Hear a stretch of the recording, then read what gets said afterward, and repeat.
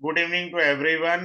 आज का हमारा जो वेबिनार है वो राहु केतु के ऊपर है। Before going to start this webinar, I have an humble request to each and every person, kindly take your chart and see where are the Rahu and Ketu are seated in your chart. वो देखिए, जब मैं बोलूंगा तो उसे verify करिए हाथ के हाथ। दूसरा, मैं 27 साल से एक कंसल्टेंट हूँ और 2020 के बाद मैंने पढ़ाना शुरू किया है। कंसल्टेंसी मेरा मेन रहा है और अपनी क्लास के अंदर मैं अपने 27 साल के एक्सपीरियंस को भी शेयर करता हूं, जिससे आपको ज्ञान अच्छा मिले। और कोशिश यही रहती है इतने इजी वे में। अभी हाल ही में मेरी क्लास के अंदर मोरक्को से एक फीमेल हैं और कल ही उन्होंने क्लास में बोला है कि मेरी बेटी जो है साथ में बैठ जाती थी, वो सुन लेती थी। तो लोसो ग्रेड में उसे पर्सनल ईयर की पूरी जानकारी है और चंद्र नाड़ी की पूरी जानकारी है। वो कहने लगी, मैं हैरान होगी, तुझे कैसे पता लगा? उन्होंने अपनी बेटी से पूछा तो बेटी ने कहा, मम्मी आप क्लास ले रही थी ना, तो मैंने सुन लिया। तो कल मेरे को अपनी तपस्या का फल मिल गया कि हाँ, कि कोई आदमी बच्चा जो एस्ट्रोलॉजी का जानकार नहीं है पर सुन रहा था, उसे समझ आ गया। ये मेरे लिए एक अवार्ड वाली बात है। मेरे को खुशी होती है दिल से। तो मैं पढ़ाने का प्रयास ऐसा करता हूँ कि जिससे आपको इजी वे में सीखा जा सके। तो अब हम स्टार्ट कर रहे हैं कि राहु केतु के बारे में। अब आपको देखना है, सबसे पहले सिंपल रूल सीखिए। किसी भी डिविजनल चार्ट में अगर Rahu Ketu sitting in the lagna, either in D1 D9 D10 D4 D2, कहीं पे भी राहु केतु लगन में आ जाए, that divisional chart has been damage. वो डैमेज हो गया। कारण राहु केतु अब मैं यहाँ पर थोड़ा देखिए, मैं किसी पुस्तक का प्रचार तो नहीं कर रहा। जब आप केरल की पल्लू पानी ऋषि की बुक पढ़ेंगे तो वहां पर राहु की एकादश दृष्टि भी बताई गई है, 11वीं दृष्टि भी होती है। राहु जहां बैठता है वहां से दशम भाव को कंट्रोल कर लेता है। आप चेक कर लेना अपनी लाइफ को, जहां बता रहा हूं, जहां राहु बैठता है वहां से 10th हाउस को अपने कंट्रोल में कर लेता है। राहु क्या है और केतु क्या है, पहले तो मीनिंग समझ आना चाहिए। राहु इलीगल को बढ़ावा देता है। राहु इंटरकास्ट के तरफ जाता है। राहु जो है पायरेटेड चीजें की तरफ जाता है, फेक चीजों की तरफ, स्मगलिंग के लिए। जो चीजें हैं ही इलीगल, वो राहु है। केतु क्या है? जो लीगल है, कोर्ट कचहरी, ये सब केतु है। केतु मेडिटेशन देता है। क्लियर है? अब बहुत सारे लोग, बुरा नहीं माने कोई भी, हम लोग कंफ्यूजन में पैदा हुए हैं। मेरा पास्ट लाइफ में मैं पढ़ाऊंगा, जिसका कल रहेगा वेबिनार। 12th हाउस में अगर केतु है तो लोग कहते हैं जी मोक्ष है, धनिये का मोक्ष है। 12th house is your pending karma, you are carrying the dues of Ketu. ये ऐसे थोड़ी होता है यार। मोक्ष तो ऐसे कह दिए जैसे रेवड़ी है। अगर जिसको ज्यादा है ना शौक, तो भगवान श्री कृष्ण की कुंडली देख ले, केतु था 12वें घर में। रामचंद्र जी का केतु था 12वें घर में। हाँ, मोक्ष होता है जी। अरे यार, अपने अवतारी पुरुषों की कुंडलियों में झांको ना, नहीं है वहां पे। कमिंग अप, केतु जो है आपको व्याकुलता पैदा करेगा। केतु आपको कष्ट देता है। Ketu basically storing of your past life Karma, store room है केतु। और राहु क्या है? Delivery man. जोमेटो वाले भाई साहब हो गए, डिलीवरी करेंगे वो। जहां राहु बैठा है, that gives you too much desire. उस भाव से प्रति आपकी डिजायर रहेंगी, उस डिजायर में एक्सपेंशन करेंगे। क्लियर है? दूसरा, अब एक सिंपल सा रूल सिखाता हूं। अगर आपका केतु लगन में बैठा है, you are born to bow down, you are born to bow down. आपका जन्म देने के लिए हुआ है, पाने के लिए नहीं हुआ। अगर आपका लगन में राहु है तो आपका जन्म अपनी पहचान और अपने एक्सपेंशन के लिए हुआ है। बिकॉज लगना is I me my self. हमें ऐसे समझना है, केतु जहां बैठेगा वो ये बताता है कि पूर्व जन्म में, ये मैं पास्ट लाइफ में भी पढ़ाऊंगा, पूर्व जन्म में वो चीज आपने भोग ली है। Late assume someone is having Ketu in the seventh house, Ketu सप्तम भाव में बैठा है, इस जन्म में व्यापार की खुजली होगी, लेकिन क्या होगा, व्यापार कर नहीं पाएगा, क्योंकि पूर्व जन्म में व्यापार वो बहुत अच्छे से कर चुका था। बात समझ में आया? सिंपल सा कॉन्सेप्ट है, कोई रॉकेट साइंस नहीं पढ़नी हमने। अब राहु और केतु हमारे पेंडिंग कर्मों को बताते हैं। देखो, तीन प्लेनेट कार्मी डेट्स के होते हैं, राहु केतु और Shani. These three planets belongs to the karmic debts. Simple सी बात आप समझिए। दूसरा क्या समझना है हमने, कि जहां राहु बैठा है, you will do the mistake, that will be your mistake area. समझ में आया? वो आपकी मिस्टेक है। और केतु क्या करेगा जहां बैठा है, आप गलती करेंगे मानेंगे नहीं, जस्टिफिकेशन करेंगे। याद रखना ये बात, केतु जस्टिफिकेशन देता रहेगा, नहीं जी मैं तो ठीक हूं जी, आप ही गलत हो। केतु ये कराएगा। आगे चलते हैं, अगले पॉइंट को समझने का प्रयास करते हैं। और मरकरी केतु जो है, मैं आने वाले समय में नेक्स्ट वीक में लेके आऊंगा लव अफेयर के ऊपर। 10 क्लासेस का रहेगा। केवल हम मरकरी से ही लव अफेयर पढ़ सकते हैं, वो ही केवल 10 क्लास के अंदर मरकरी से लव अफेयर। आपको पलक झपकने से पहले पता लग जाए चीटिंग कौन करेगा, चीटर कौन है। That is very easy. अभी बता देता हूं। For example, let assume as per the Bhrigunandi Nadi, Venus and Rahu both are sitting in any bhava together.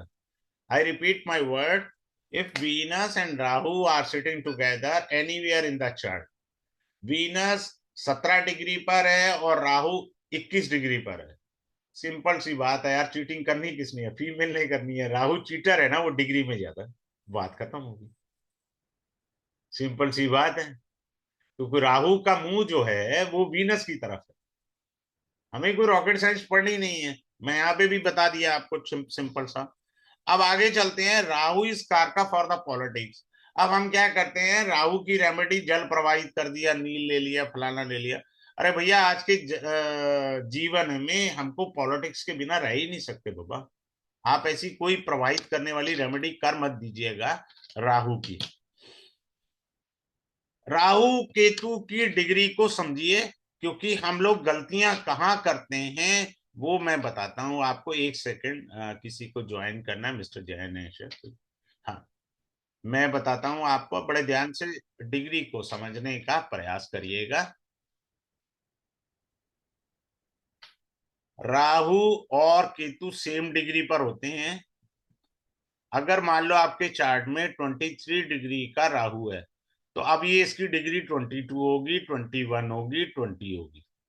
ये डिग्री में नीचे की तरफ जाते हैं, पीछे की तरफ। समझ आया? अगर किसी की कुंडली में राहु 0 डिग्री का है तो 29 आएगा, 28 आएगा, 27 आएगा, 26 आएगा। तो हमें डिग्री से देखना बहुत जरूरी है और समझना बहुत ज्यादा जरूरी है। डिग्री से हम गलती करेंगे और वो गलतियां हमको मालूम रहती है। हमको यही नहीं पता होता राहु का मुंह किस तरफ है। कुंडली में राहु बैठा है, राहु का मुंह किस तरफ है, केतु की पूंछ किस तरफ है, वो भी तो पता होना चाहिए ना हमारे को। Rahu and Ketu gives you ना vastu dosham. Both planet gives you vastu dosh, लेकिन राहु ज्यादा देता है, केतु कम देता है। ठीक है ना? अब आगे चलते हैं, राहु केतु से केंद्र में कौन से ग्रह हैं, राहु केतु से थर्ड हाउस में कौन से ग्रह हैं। ये बहुत बड़ा डायमंड पॉइंट्स है। पता नहीं है, हम सिर्फ राहु केतु को देखते हैं, लेकिन उससे केंद्र और उससे थर्ड हाउस में जो ग्रह हैं वो क्या मैलेफिक इफेक्ट देंगे लाइफ के अंदर, वो शायद हमको नहीं पता है। Rahu Ketu either increase the sex desire और it suppress the sex desire. Rahu या केतु क्या करेंगे, हमारी सेक्स डिजायर को या तो बढ़ा देंगे या कम कर देंगे। They will do like that. हमको इन चीजों को समझना है। अब आप देखिए, हमारे यहाँ वैदिक के अंदर अ, नपुंसक ग्रह, इंपोर्टेंसी वाले जो ग्रह होते हैं वो शनि और बुध लिए जाते हैं। लेकिन जब हम भृगुनंदी नाड़ी पर जाएंगे तो फीमेल प्लेनेट के अंदर राहु भी आ जाता है, तो तीन हो गए। और केतु जो है वो भी नपुंसक ग्रह हो गया, तो नपुंसक ग्रह तीन हो गए, शनि केतु और बुध, तीन ग्रह नपुंसक होते हैं। आगे चलते हैं, अगले पॉइंट ऑफ व्यू से समझते हैं। अगर आपके यहाँ राहु सेकंड हाउस में बैठा है, specially for the female, it is not good for her, या केतु बैठा है, बिकॉज सेकेंड हाउस जो होता है वो सप्तम से अष्टम भाव होता है, लॉन्जिविटी ऑफ द मैरिज। हम क्या देखते हैं, एट्थ हाउस। अरे भैया, मैरिज का भाव कौन सा है, सप्तम। और सप्तम से अष्टम भाव लॉन्जिविटी। एक स्पाउस का, जिसका लगन है उसका अष्टम भाव लॉन्जिविटी हुआ, और उसके स्पाउस का लॉन्जिविटी भाव एट्थ हाउस यानी सेकंड हाउस हुआ। if there are malefic planet like Rahu or Ketu, it is very bad for the marriage. Female के लिए बहुत अशुभ स्थान है राहु और केतु का सेकंड हाउस में बैठना, दोनों में से कोई बैठ जाए। अब होता क्या है कि मैं कई एंगल से बताऊंगा और समझाने का प्रयास करूंगा। अब होता क्या है कि मार्स जहां बैठा है, ट्रांजिट का राहु उस पर आ जाता है। क्लियर है, ट्रांजिट का राहु उस पर आ सकता है। इसके बहुत सारे मीनिंग है। देखो, मैं सबसे पहले नया वाला मीनिंग सिखाता हूँ। मार्स इज कारका फॉर द प्रॉपर्टी। ऐसा हो सकता है कि किसी आदमी को प्रॉपर्टी में कोई प्रॉब्लम या बिजनेस में इतना लॉस हुआ कि वो प्रॉपर्टी के पेपर प्लेज करके लोन ले। राहु लोन में फंसा देता है। दूसरा क्या है, फीमेल के पॉइंट ऑफ व्यू से, अगर हम भृगुनंदी नाड़ी से देखें, बिकॉज मार्स इज कारका फॉर द हस्बैंड, और राहु उस पर आया है तो हस्बैंड को लिए प्रॉब्लम है। हस्बैंड का एक्सीडेंट पक्का है, ये लिख करके दे सकते हैं आप नेटिव को, फीमेल को। नंबर दो, मेल के भी अगर चार्ट में ऐसा हो तो उसको क्या होगा। सिंपल सा रूल है मेल और फीमेल दोनों के लिए। वो क्या रूल है, वो रूल ये है, मार्स इज कारका for the accident, Rahu as per Bhrigunandi Nadi karaka for the accident as well as kaal. Rahu काल भी है। अगर कुंडली में एट्थ हाउस से राहु मार्स का लिंक है, ट्रांजिट में भी राहु मार्स का लिंक आया, तो हो सकता है कि यमराज एक बार ही भैंसे के साथ सामने वाले को दर्शन दे दें। जन्म मृत्यु यश अपयश भगवान के हाथ है, इस पर खोज मत किया करें। मैं इतना इशारे से कह देता हूं कि यमराज दर्शन दे सकते हैं भैया, ये कॉम्बिनेशन दोबारा बन गया। तो हमें इकोनॉमिक लॉसेस हो जाते हैं कई बारी, वो इसी वजह से होते हैं क्योंकि हम मार्स को देखा ही नहीं ध्यान से। मार्स को देखने के लिए बहुत जरूरी है। दूसरा क्या है, Mars is a husband, Rahu is a problem. तो हस्बैंड को प्रॉब्लम आ सकती हैं, मेडिकल इश्यूज आ सकते हैं। एज पर द काल पुरुष कुंडली, Mars Aries sign comes in the लग्न, तो आपको हेल्थ इशू आ सकते हैं ना। Are you getting my point, you will have a health issue. Mars is कारका फॉर द मसल्स, राहु आए तो मसल्स के अंदर तो गड़बड़ कर देगा वो। मार्स इज कारका फॉर द ब्लड, तो राहु क्या है, ब्लड के अंदर इंफेक्शन कर सकता है। जुपिटर इज कारका for the oxygen, if Rahu with the Jupiter, तो ऑक्सीजन के अंदर यानी पोल्यूशन वाले एरिया में आदमी ज्यादा रहे, या उसके घर के आसपास पोल्यूशन ज्यादा। खैर दिल्ली में तो सभी के लिए पोल्यूशन हो चुका है। कई बारी चीजें ऐसी होती है ना, जो सूत्र होते थे ना हमारे पुराने जमाने के, कि किसी स्त्री के बच्चे पैदा होने पे मर जाते हैं तो ये रेमेडी कर, अब ये फार्मूला ही कैंसिल हो गया। आज वो जमाना ही नहीं है, आईवीएफ आ गया। तो वो चीजें हैं। अब आपने ये देखना है, राहु जिस भी ग्रह के साथ बैठेगा, Rahu will expand that planet, उस ग्रह के कारक तत्वों को एक्सपेंड कर देगा। पर याद रखना, डैमेज भी करेगा वो, क्योंकि राहु सर्प है, वो डसेगा भी। अब मान लीजिए किसी का जुपिटर राहु है, जुपिटर के कारक तत्व क्या हैं? संतान, पति, फीमेल के लिए धन की प्राप्ति, धन चाहिए। तो आदमी से पूछो ना, तेरी डिजायर कितनी है, धन के प्रति, संतान के प्रति, ज्ञान के प्रति, ये सारी चीजें आपने समझी, उसको एक्सपेंड करेगा। दूसरी बात, जुपिटर के साथ राहु बैठा है, जुपिटर इज कारका फॉर द किड्स, तो हो सकता है उसकी संतान ज्यादा बीमार रहती है। Are you getting my point? So simple way में हमें चलना है, किस ग्रह के साथ बैठा है, किस ग्रह के साथ नहीं बैठा है। अब आपको ये भी पढ़ाऊंगा, इनकम टैक्स की रेट पड़ी, जीएसटी की रेट पड़ी, एक्साइज की रेट पड़ी, आपको सरकार कब लपेटे में ले लेगी, how you know it, that is the Rahu and Ketu will give you. बात आप समझ रहे हैं? मान लीजिए मैं राहु केतु का एक और समझाता हूँ, कल शायद किसी क्लास में बता रहा था, चंद्र नाड़ी या आई थिंक जेमिनी में, पता नहीं होता मेरे। अगर कोई बच्चा पैदा हुआ है और उसके चार्ट में सूर्य और राहु इकट्ठे बैठे हैं, क्लियर है? तो इसका अर्थ ये है कि पिता जो थे पहले सात्विक थे, संगत भी अच्छी थी, सब लोग तारीफ करते थे, हमारा जवाई बहुत अच्छा है। जैसे ही बच्चा पैदा हुआ, मेल हो या फीमेल हो, I am not talking about that, उसकी कुंडली में सन के साथ राहु आ गए। अब राहु बैड हैबिट्स को रिप्रेजेंट करता है, राहु क्या है? Bad habits. तो पिता के अंदर अवगुण आ गए।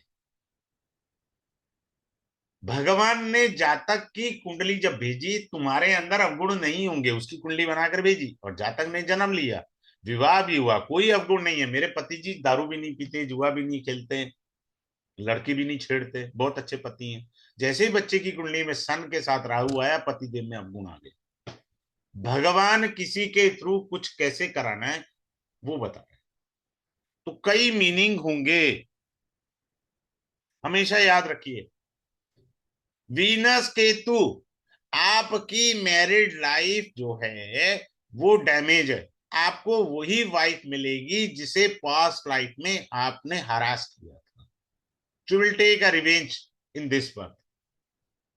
हमें ऐसे समझना है, ना कि उल्टा सीधा सोचना है। राहु और केतु क्या है? हमारे पेंडिंग कर्म है।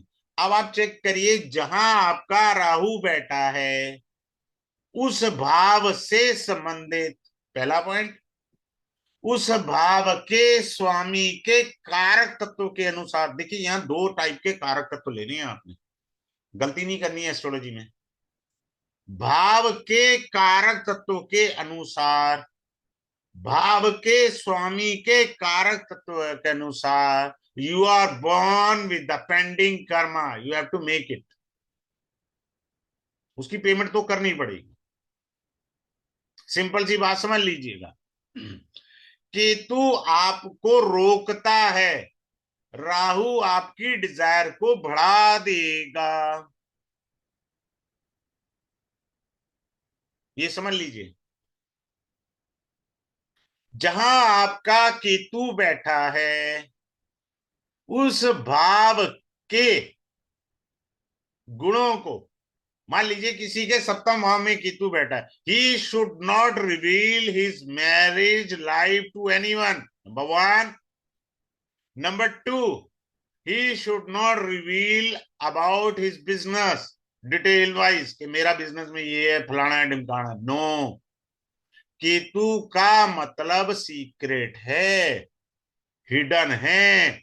जहां केतु बैठा है वहां पर आपको छुपा करके रखना है उस भाव के कारक तत्वों को। समझ में आया? सिंपल सी बात है, कोई रॉकेट साइंस नहीं है। हमने क्या देखना है, क्या समझना है, वो समझना है।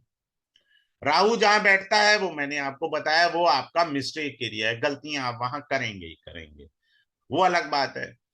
आप देखो जिनका 10th हाउस में राहु होता है ना, गलती उनको विजिबल नहीं होती, लंका लगने के बाद समझ में आती है।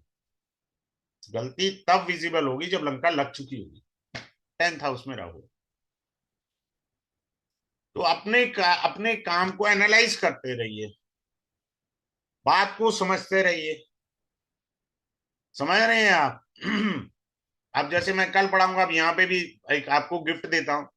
अगर केतु लगन में बैठा है, जहां वैसे सभी भावों से भी सीख लो, जहां केतु बैठा है जिस भाव में, वहां आपको झुकना चाहिए। बात खत्म। मान लीजिए आप में से किसी के 7th हाउस में केतु बैठा है, तो आपको अपने स्पाउस के सामने झुकना पड़ेगा, तभी मैरिज चलेगी, नहीं तो नहीं चलेगी। बात खत्म। जहां केतु बैठा है वहां झुकना पड़ेगा। बात खत्म, सिंपल सी बात। वहां झुकना पड़ेगा और उस हिस्से को छुपा कर भी रखना पड़ेगा। That is your Ketu. Simple सी बात समझ लीजिए। केतु चीटिंग नहीं देता, चीटिंग का कारक ग्रह ही राहु है। जिस भी ग्रह के साथ बैठेगा, देखो ध्यान से सीखनी है एस्ट्रोलॉजी, क्लासिकल एस्ट्रोलॉजी किसी। राहु जिस भी ग्रह के साथ बैठेगा उस ग्रह को एक्सपेंड कर देगा।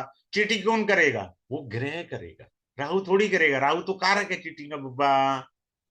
मान लीजिए आपके मरकरी के साथ राहु बैठा है, तो मरकरी कौन है? आपके फ्रेंड हो सकते हैं, आपके मामा जी हो सकते हैं, मरकरी अंकल मौसी हो सकती हैं। तो चीटिंग ये करेंगे। कारक ग्रह कौन सा है? वो है राहु। राहु बता रहा है कि मैं चीटिंग। क्लियर? अच्छा, वो मुंडे ने एक्स्ट्रोलॉजी भी थोड़ा बता देते। जब भी मरकरी और राहु डिग्री में क्लोज हो, राहु डिग्री में ज्यादा हो, मरकरी डिग्री में कम हो, ठीक है? डिग्री में कम हो और 2-1 डिग्री का फर्क हो, काफी तगड़ी बारिश हो सकती है, काफी तगड़ी स्नोफॉल हो सकती है, ये भी होता है। वैसे बहुत सारी चीजें हैं। आगे चलने से पहले मैं बताना चाहूंगा, 1 सेकंड रुकिएगा। अभी मैंने, मेरे ख्याल 1% भी नहीं बताया। अभी मैं आपको बता देता हूँ। ये हमारा बैच स्टार्ट होगा 12 तारीख को, 12 जनवरी 2026 को स्टार्ट होगा। रात 9:30 बजे स्टार्ट होगा और 10 क्लासेस रहेंगी। कितनी? 10 क्लासेस। जिनको पेमेंट करना है वो स्क्रीनशॉट ले सकते हैं, अपनी सीट रिजर्व कर सकते हैं। मेरा जो उद्देश्य सर बनता है वो सर वो क्या? रिकॉर्डिंग रिकॉर्डिंग बंद कर। हाँ, मैं कर रहा हूँ। ठीक है। तो ये जो राहु केतु का है, मेरा उद्देश्य ये होता है कि मैं बैच उतना ही बड़ा बनाता हूं जब आपसे बातचीत हो सके।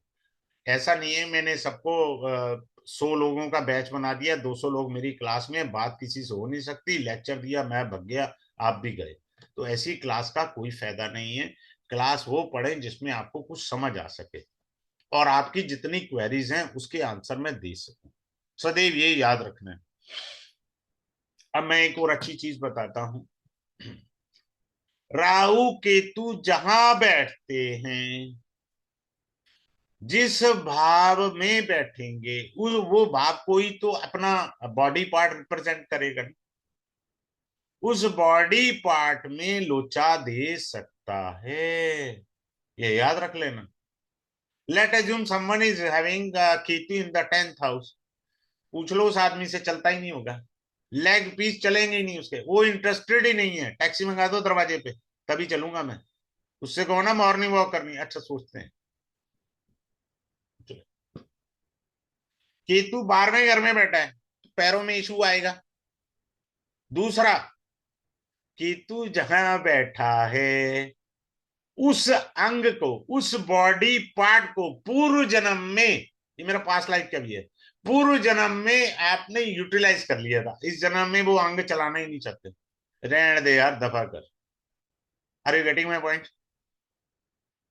आप मेरी बात समझ रहे हैं? कितने सिंपल वे में मैंने कह दिया कि बॉडी का कौन सा पार्ट आप यूज ही नहीं करेंगे, क्योंकि उस पार्ट को आपने लास्ट बर्थ में बहुत यूज किया था, इस बर्थ में आप नहीं यूज करेंगे। सिंपल सी बात।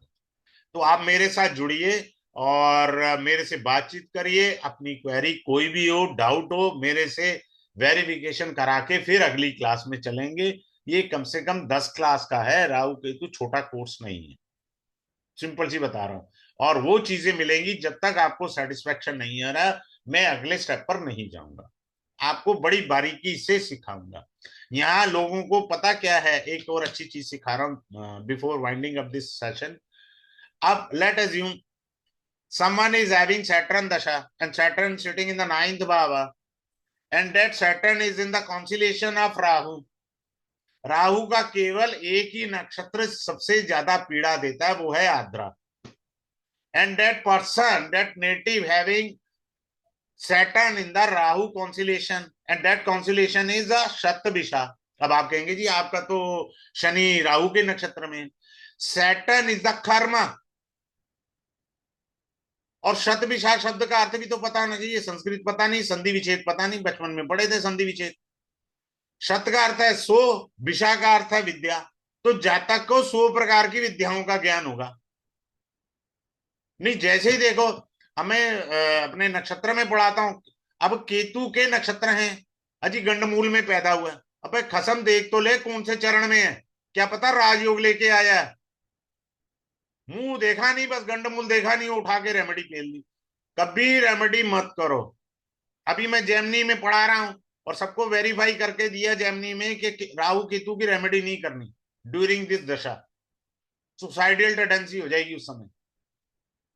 हमें राहु केतु रेमेडी में भागते हैं, राहु केतु राजा बनाने के लिए आए होते हैं, आपको पता होना चाहिए। सबसे खतरनाक राहु चतुर्भाव में होता है, वो रेड बुक से भी है। मैं आपको बताऊंगा आपकी फीमेल के अंदर जेनेटिक प्रॉब्लम क्या आई थी। फीमेल के अंदर चतुर्भाव आपका मून का है, फीमेल मदर का। चतुर्भाव में राहु है। अब वास्तु भी बढ़ा देता हूं तो जियोपैथिक स्ट्रेस होगा। वहां धरती में ही वास्तु दोष है, मकान की बात ही नहीं कर रहा, धरती के अंदर वास्तु दोष। समझ में आया? तो ऐसे बहुत सारे सीक्रेट्स मैं आपको पढ़ाऊंगा। अभी मैंने कुछ भी नहीं पढ़ाया, मेरे का 1% भी नहीं है, ये डेसिमल्स के अंदर है जो भी मैंने अभी आपको लेक्चर दिया। आप जुड़िए मेरे साथ और इसको सीखिए, you will enjoy a lot in the class. और अपने डाउट्स मेरे साथ डिस्कशन में क्लियर कीजिए। और सबसे अच्छा टाइम रखा है मैंने इसका 9:30। Have a good day, thanks a lot to all of you for joining this webinar. धन्यवाद।